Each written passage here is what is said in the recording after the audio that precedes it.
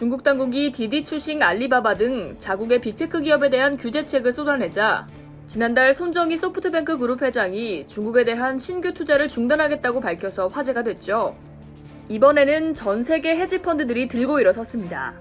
중국 의존도가 높은 미국 기업의 주식을 팔아치우고 있는데요. 블룸버그 통신은 4일 골드만삭스의 자료를 인용해 8월 한 달 동안 헤지펀드들이 중국 매출 의존도가 높은 기업에 대한 투자 비중을 26%가량 줄였다고 밝혔습니다. 지난해 4월 이후 최저치로 떨어졌는데요. 또 중국에서 원자재 등을 공급받는 미국 기업들에 대한 투자 역시 같은 기간 17% 하락했습니다. 연이어 규제를 발표하고 있는 중국이 언제 화살을 겨눌지 알 수 없기 때문입니다. 골드만삭스는 이러한 중국 의존도가 높은 대표적 기업으로 제너럴 모터스와 카지노 기업 라스베이거스 샌즈를 꼽았는데요. 두 기업 모두 대중국 매출 비중이 큽니다. 지난해 GM의 전체 매출 중 중국 시장이 차지하는 비율이 42%에 달합니다. 총 판매량 683만 대 가운데 290만 대가 중국에서 팔렸습니다. 라스베이거스 샌즈도 영업이익의 60%가량이 중국 마카오에서 나옵니다.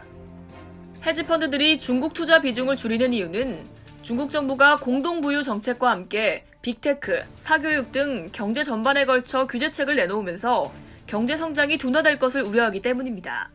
중국 의존도가 높은 미국 기업들도 당연히 중국 기업들의 불확실성 위험을 함께 안고 있는 셈입니다.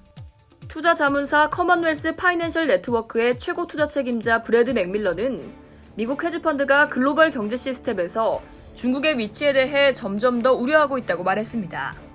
인디펜던트 어드바이저의 최고 투자 책임자 크리스 자카렐리는 현재 중국에서 사업을 하는 미국 기업들이 중국의 성장 둔화와 규제 강화에 잠재적 위험에 직면해 있다고 전했는데요. 그러면서 어느 경우든 이러한 상황에 처한 회사에 대한 투자 비중을 줄이는 게 타당하다고 밝혔습니다. 펜 뮤추얼 에셋 매니지먼트의 포트폴리오 매니저인 지웨이 렌은 미국은 법과 제도에 기반한 사회라 규제 예측 가능성이 높지만 중국 규제에 노출된 기업은 자신의 운명을 통제하기 어렵다고 말하기도 했습니다. 중국 정부가 모든 경제사회 문제를 정부 통제로 해결하려는 공산당식 홍색 규제를 이어간다면 여러 기회들을 놓치게 될 수도 있을 것 같습니다. 이상 여의도TV였습니다.